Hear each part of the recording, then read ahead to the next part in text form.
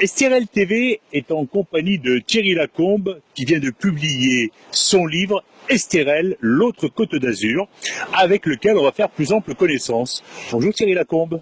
Bonjour Yvan Glaséan.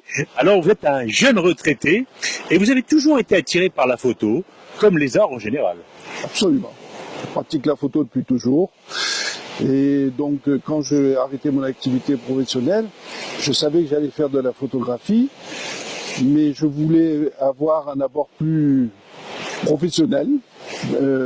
Et donc j'ai cherché un thème et j'ai vu qu'il n'y avait pas de livre sur l'Estérel, paradoxalement, alors que c'est un sujet extraordinaire. L'Estérel, c'est un joyau extraordinaire que nous avons la chance d'avoir sur la Côte d'Azur, qui par ailleurs est quand même très urbanisé. Les sujets sont traités, il y a la faune, la flore, les grands événements historiques. C'est un insecte emblématique de la Provence, mais qui est très difficile à voir, parce qu'il est quand même pas très grand, à peu près comme ça, et qui se confond avec la végétation autour. C'est l'empuse, qu'on appelle aussi diablotin de Provence, parce qu'il a une tête un peu de science-fiction. Hein. D'accord. Voilà, il y a un chapitre sur qu'est-ce qu'on fait dans l'Estérel. Évidemment le VTT. Le VTT, de la randonnée. On élève des moutons aussi, on fait du vin, enfin des tas de choses. L'île d'Or. L'île d'Or. Le symbole de Saint-Raphaël. Je rappelle, effectivement, pour bien préciser aux téléspectateurs, pour montrer un petit peu votre attrait pour les arts, que vous avez même suivi des cours d'histoire de l'art à l'école du Louvre. Hein. Oui, absolument. Un auditeur libre. Hein. Je ne suis pas diplômé d'école de Louvre. Ah, mais bon, les choses au point. Ça montre effectivement votre... Ah ben oui. On vous connaît également photographe au Saint-Raphaël Varandbal. Donc voilà.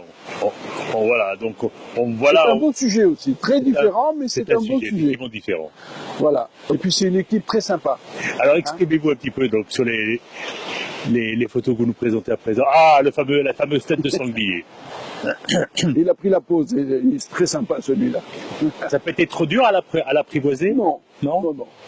Le classement en grand site de France, c'est un protocole bien précis. Il y a déjà des tas de sites comme le Mont Saint-Michel, comme les volcans d'Auvergne, qui font partie de cette classification. Et donc ici, ça serait l'objectif de toutes les communes d'Acavem plus Théoul, qui sont partie prenante de cette démarche. L'objectif, c'est de préserver ce massif tout en permettant sa fréquentation. La Côte d'Azur, la première image que l'on en a, c'est pas la nature, c'est la plage, c'est la fête, c'est la période estivale, c'est le glamour avec le festival de Cannes.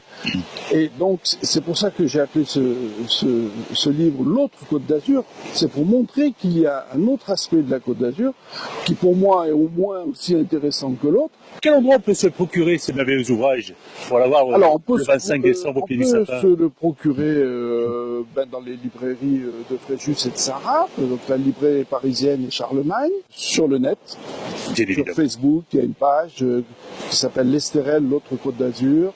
Merci Thierry Lacombe. Merci Yvan. Estérel, l'autre Côte d'Azur, c'est l'ouvrage de cette fin d'année. Allez vous le procurer ardemment.